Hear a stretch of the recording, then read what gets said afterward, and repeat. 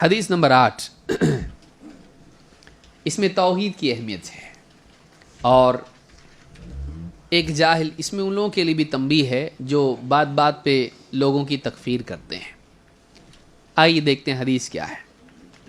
عن ابی ہریرہ رضی اللہ عنہ عن النبی صلی اللہ علیہ وسلم قال، ابو ہریرہ رضی اللہ تعالیٰ عنہ نبی صلی اللہ علیہ وسلم سے روایت کرتے ہیں، آپ نے فرمایا کان رجل یسرف علی نفسہ، پچھلے زمانے میں ایک آدمی تھا جس نے اپنے اوپر بہت ہی حدیں پار کر گیا تھا، اپنے ہی خلاف حدیں پار کر گیا تھا، گناہوں میں بہت زیادہ گناہ اس نے کیے تھے۔ اور ایک روایت میں ہے لم یعمل خیرا قط، اور ایک روایت میں ہے الا التوحید۔ میں کئی روایتوں کو جمع کر کے اس میں آپ کی متون میں ہے کہ اس نے کوئی بھلائی نہیں کی تھی سوائے توحید کے۔ فلما حضرہ الموت قال لبنیہ، جب موت کا وقت آیا تو اپنے بیٹوں سے اس نے کہا اذا انا مت فاحرقونی ثم اطحنونی ثم ذرونی فی الریح، جب میں مر جاؤں مجھے جلانا اور میری راکھ بنانا اور پھر اس کو ہوا میں اڑا دینا۔ میں مر جاؤں تو کیا کرنا؟ مجھے جلانا، راکھ کو پیسنا اور اس کے بعد کیا کرنا؟ اس کو ہوا میں بکھیر دینا۔ فواللہ لئن قدر علی ربی لیعذبنی عذابا ما عذبہ احدا من العالمین، اس لیے کہ اللہ کی قسم اگر اللہ تعالیٰ مجھ پر قادر ہو گیا دوبارہ پیدا کرنے پر تو مجھے ایسا عذاب دے گا کہ اپنے بندوں میں سے کسی کو ایسا عذاب نہیں دیا۔ یعنی اس کا بولنا کیا ہے؟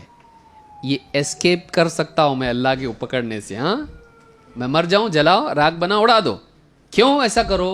میں بچنا چاہتا ہوں کس چیز سے؟ اللہ کی پکڑ سے۔ تو اگر اللہ قادر ہو گیا مجھ پر، واپس زندہ کر دیا مجھ کو، تو مجھ کو ایسا عذاب دے گا، کیونکہ بہت پاپی ہوں، ایسا عذاب دے گا کہ کسی کو نہیں دیا تھا عذاب، اس لیے میں یہ بھاگنے کے لیے ایسا کر رہا ہوں۔ اس نے اپنے بیٹوں کو ایک آئیڈیا بتایا، اس کا دماغ تھا بیچارہ کرا، بچنے کے لیے کیا کیا؟ راکھ بنا کے اڑا دو، اللہ نہیں کر پائے گا۔ پھر اس کی دماغ میں یہ تھا کہ اگر راکھ بنا کے بکھیر دیے، اس کے ساتھ دفن کریں تو کیسے واپس اللہ اٹھائے گا؟ راکھ بنا کے اڑا دیے تو نہیں اٹھاتا اللہ، ایسا اس کی دماغ میں تھا، جاہل تھا وہ۔ فلما مات فعل به ذلك، جب مر گیا بچوں نے ویسا کیا۔ اگلی روایت میں آئے گا کہ کیوں کیا انہوں ایسا۔ فلما مات فعل به ذلك، جب وہ مر گیا تو بچوں نے بھی جیسا بولا تھا ویسا کیے، جلائے، راکھ بنائے، بکھیر دیے۔ فامر اللہ الارض فقال اجمعی ما فیک من، زمین سے اللہ نے حکم دیا جو ذرات اس کے تجھ پر بکھرے ہوئے پڑے ہیں جمع کر۔ ففعلت فاذا هو قائم، زمین نے پورے ذرات اس کے جمع کر دیے اور وہ پورا انسان بن کے واپس کھڑا ہو گیا۔ فقال ما حملك على ما صنعت، اللہ نے اس سے پوچھا یہ جو کچھ تو نے کیا کیوں کیا؟ جو کچھ تو نے کیا کیوں کیا ایسا؟ قال یا رب خشیتک، اللہ تجھ سے ڈر کے میں نے ایسا کیا، وانت اعلم، اور تو جانتا میں نے تیرے ڈر سے ایسا کیا تھا، بھاگنے کے لیے ایسا کیا، میں نہیں پکڑا جانا چاہ رہا تھا۔ فغفر له، اللہ نے اس کی مغفرت کر دی۔ اس حدیث سے علماء نے بتایا کہ ابن تیمیہ اور بہت سارے علماء نے اس پہ گفتگو کی، ابن تیمیہ نے دو غلط عقیدے تھے اس کے۔ ایک، اللہ اگر راکھ بنایا جائے تو واپس نہیں اٹھا سکتا۔ دو، اگر راکھ بنا کے بکھیر دیے قیامت کے دن واپس نہیں آتے ہم۔ تو کہا ان میں سے ہر ایک عقیدہ کفریہ ہے، دونوں جمع ہونا اور ڈینجر کفر ہے۔ لیکن پھر بھی وہ آدمی جاہل تھا، وہ اللہ کا انکار نہیں کرتا تھا تبھی تو ڈرتا تھا نا، اور وہ قیامت کے دن کا انکار نہیں کرتا تھا تبھی تو بھاگنا چاہتا تھا۔ تو اللہ اور آخرت کو ماننے والا تھا، لیکن اس کا تھوڑا سا دماغ کم تھا، اس کی معلومات کم تھی۔ وہ سمجھتا تھا ایسا کرنے سے اللہ کی پکڑ سے اور قیامت کے دن دوبارہ جی اٹھنے سے بچ سکتے ہیں۔ وہ اصل آخرت کا انکار نہیں کرتا تھا، قیامت کا انکار، حساب کا انکار نہیں کرتا تھا، سزا کا، جنت جہنم کا انکار نہیں کرتا تھا، لیکن اس کو کسی نے شاید سجایا ہو یا اس کے دماغ میں بیٹھے بیٹھے آیا ہو ایسا کرے تو بچ سکتے، کیونکہ پاپ جب بہت سارے کیے تو آدمی کے لیے راستہ نکالنے کے لیے دماغ الٹا الٹا چلنا شروع ہوتا ہے. جیسے بہت سارے لوگ کرتے نا، بہت پاپ کیے ہیں، تھوڑے بہت صدقے کریں گے، درگاہ پہ چادر چڑھائیں گے، ہاں ریس بیس بہت کھیلے اپن نے، شراب براب بہت پیے، تھوڑا ایسا کچھ تو کریں گے تو کیا ہوگا، کام بن جائے گا. دماغ ایسا چلنا شروع ہوتا ہے. تو اس کے دماغ میں بات آئی کہ اگر ایسا کیا جائے تو بچنے کے چانسز ہیں، اور اس نے بچوں کو وہی تلقین کیا. لیکن وہ اللہ کو بھی مانتا تھا، قیامت کے دن کو بھی مانتا تھا، حساب اور سزا دونوں کو مانتا تھا. تو اصل عقیدہ اس کے پاس تھا، لیکن اس میں تھوڑا خلل تھا. لیکن وہ اللہ سے ڈرتا تھا. اللہ رب العالمین نے اس کی خشیت کی وجہ سے اس کو معاف کر دیا.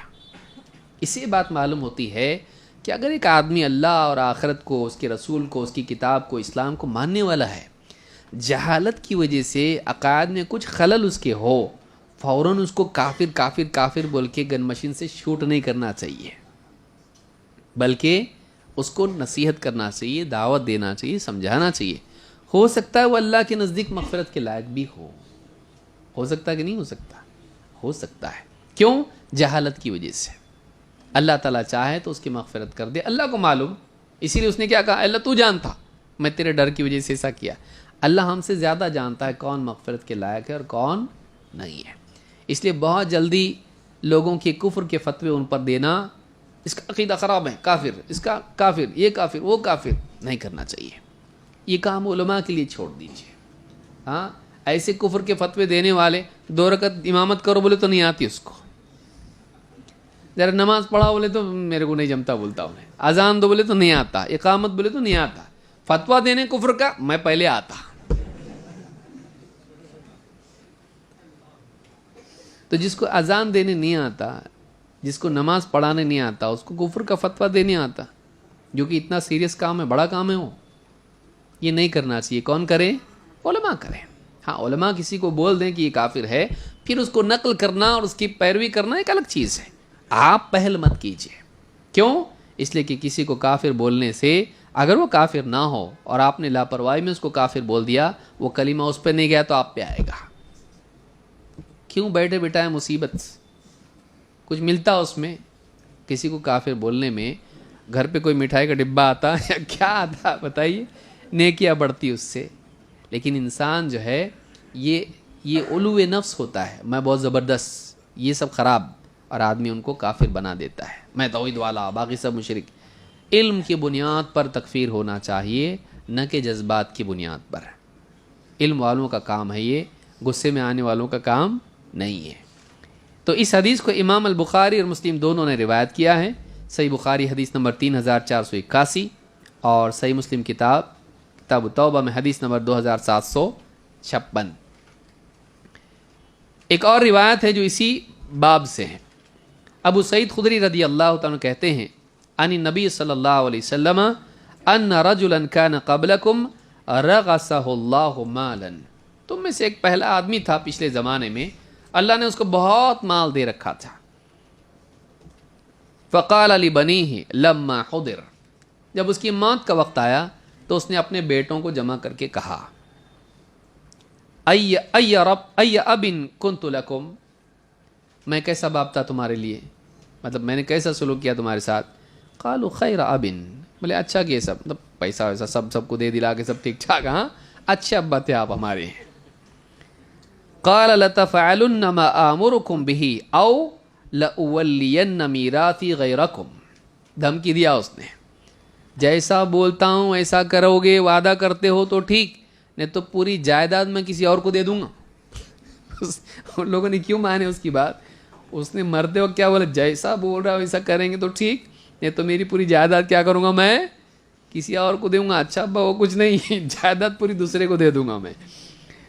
فإنی لم اعمل خیرا قط، اس لیے کہ بات یہ ہے میں نے اپنی زندگی میں کوئی بھلا کام نہیں کیا ہے. فإذا مت فأحرقونی ثم اسحقونی ثم ذرونی فی یوم عاصف، جب میں مر جاؤں مجھے جلانا اور میری راکھ کو ایسے دن میں جس میں بہت تیز ہوا چل رہی ہو، دور تک لے جائے گی، مطلب اور پھیل جائے گا، تو کیا کرنا، میری راکھ پوری ہوا میں اڑا دینا ایسی دن جس دن تیز آندھی چلے. فَأَخَذَ مِنْهُمْ مِيثَاقًا اس نے ان سب سے قسم وعدہ سب کچھ لیا. فَفَعَلُوا انہوں نے بھی وعدہ کیا. فَفَعَلُوا ذَلِكَ بِهِ وَقَالَ اللَّهُ اب جب ہو گیا سب مرا جلائے راگ بکھیر دیے سب کچھ ہو گیا. فقال اللہ لہ کن فکان اسرع من طرفۃ العین. جب وہ مر گیا اور یہ سب کچھ ہو گیا اللہ نے صرف ایک حکم دیا. کیا حکم تھا وہ؟ کن ہو جا. پلک جھپکنے کی بھی دیری نہیں تھی کہ واپس سے وہ زندہ ہو کے کھڑا ہو گیا. بھاگ سکتے اللہ سے؟ فَجَمَعَهُ اللَّهُ عَزَّ وَجَلَّ اللہ نے اس کو جمع کر دیا. فقال یا عبدی کہا اے میرے بندے ما حملک علی ما فعلت یہ جو کچھ تو نے کیا کیوں کیا ایسا تو؟ قال مخافتک یا رب اے میرے رب تیرے ڈر کی وجہ سے. فتلقاہ برحمتہ اللہ تعالیٰ کی رحمت نے اسے اپنے یعنی اللہ تعالیٰ نے اس پر رحم فرما دیا. اللہ نے اس سے ملاقات کی اس حال میں کہ اللہ نے اس پر رحم کر دیا. اللہ نے اس کو اپنی رحمت میں جگہ دی. تو اس آدمی نے اللہ کے خوف سے سب کچھ کیا تھا اور وہ جاہل تھا اور اللہ رب العالمین نے اس کے اصل ایمان کو قبول کرتے ہوئے اس کی جہالت سے اور اس کی غلط عمل سے درگزر کرتے ہوئے اس کو کیا کر دیا؟ معاف کر دیا. اس سے اللہ کے خوف کی اہمیت بھی معلوم ہوتی ہے کہ اللہ کا خوف زندگی میں ہونا چاہیے. اس کی مغفرت کس بنیاد پر ہوئی؟ جل کے مرا اس لیے؟ ہاں یا مرنے کے بعد جلا دی اس کے لیے؟ نہیں. اس کی مغفرت ہوئی کس وجہ سے؟ وہ اللہ سے ڈرتا تھا. تو اللہ کا خوف زندگی میں ہونا ضروری ہے. یہ چیز جنت میں لے جاتی ہے. وَلِمَنْ خَافَ مَقَامَ رَبِّهِ جنتان جو اپنے رب کے سامنے کھڑا ہونے سے ڈرتا رہا اس کے لیے دو جنت ہے. کیونکہ جنت میں بھی کیا ہیں؟ باغات ہیں. اس کے لیے کتنی جنتیں ہیں؟ 2. تو ایک انسان اگر اللہ سے امید رکھتا ہے کہ اللہ اس کو جنت میں ڈالے تو اس امید کے ساتھ ساتھ اس کو اللہ کا خوف بھی ہونا چاہیے کہ وہ مجھ سے حساب لے گا تو میں کیا جواب دوں گا. تو اللہ سے حساب کے اعتبار سے حساب دینے کے اعتبار سے ڈرنا انسان کے اعمال کو بہتر بناتا ہے اور اس کے انجام کو بھی بہتر بناتا ہے. اللہ رب العالمین ہم سب کو توفیق عطا فرمائے. یہ جو حدیث ہے امام البخاری نے اور مسلم دونوں نے اس کو روایت کیا ہے. صحیح بخاری حدیث نمبر 3478، صحیح مسلم حدیث نمبر 2757.